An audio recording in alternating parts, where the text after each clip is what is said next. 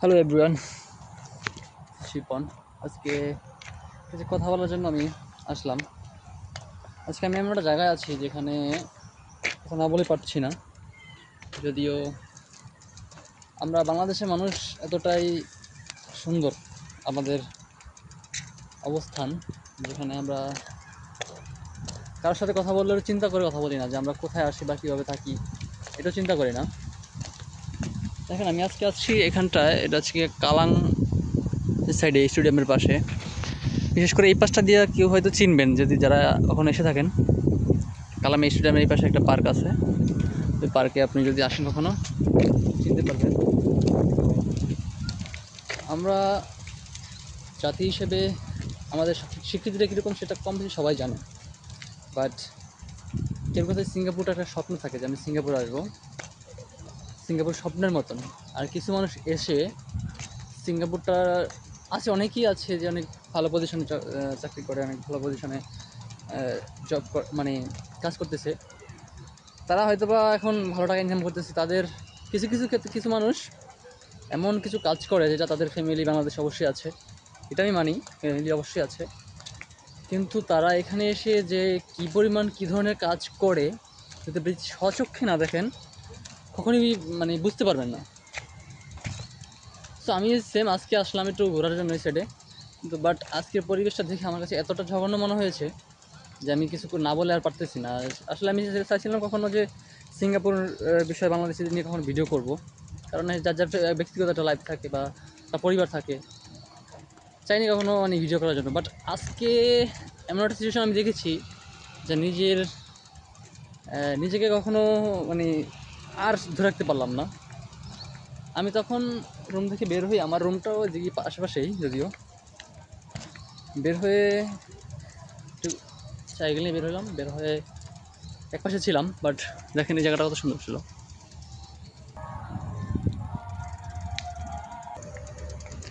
গাছটার বয়স কত বছর হবে, দেখেন গাছটা কি সুন্দর সাজানো। যাই হোক,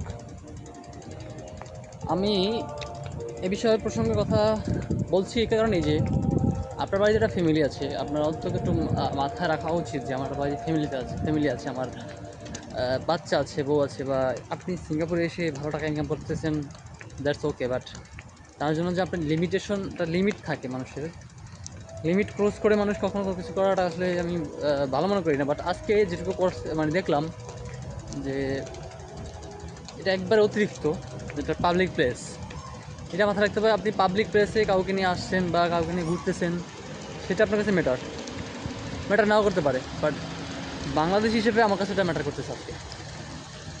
কারণ আপনি যখন বাংলাদেশি পরিচয় দেবেন, আপনার কাছে বাংলাদেশিটা মানুষ পরিচয় দেবেন যে আমি বাংলাদেশি, সেক্ষেত্রে আপনার অবশ্যই ভাবা উচিত ছিল যে আমি কোথায় আসছি বা কীভাবে এখানে থাকতেছি, ঠিক আছে, আমি কোন প্লেসে যাচ্ছি। এখানে কম বেশি সবাই বাংলাদেশ থাকতে পারে, বাট আজকে আপনার যে কাজটা আমি দেখেছি সেটা আসলে বলার মতন ভাষা আমার কাছে নাই। যদিও পাবলিক প্লেসে তার আচরণটা দেখে আমি খুবই মানে একদম চোখটাকে মানে একদম ওখান থেকে সরিয়ে নিয়েছি। কারণ হচ্ছে এটাই যে সে চোখে চোখে আমার চোখ পড়েছিল, বাট ওই লোকটা তখন নিজেকে লুকিয়ে ফেলেছে।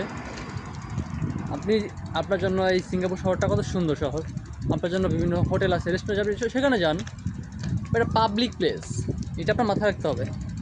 এখানে সবাই যাবে আসবে, কিন্তু সেইখানে আপনি এই ধরনের কাজ করাটা কি আসলেই শোভনীয়? একটু ভেবে দেখবেন। যদিও আমার ভিডিওটা অতটা ভালো তার কাছে যাবে কিনা জানি না, কিন্তু আজকে আমি সে না বললেই পারলাম না। ঠিক আছে, সিঙ্গাপুর সবাইকে একটু নিজেকে ভেবেচিন্তে পাবলিক প্লেসে এই ধরনের কাজ করার জন্য বিশেষভাবে অনুরোধ করছি যে আপনি যাই করেন না কেন, একটু নিজের ফ্যামিলি, নিজের প্রতি একটু সহনশীল হন যে না আমি কী করতেছি, এটা আমার কী করা উচিত, সেটুকু বলার ছিল। সুস্থ থাকবেন, ভালো থাকবেন, আবার দেখা হচ্ছে।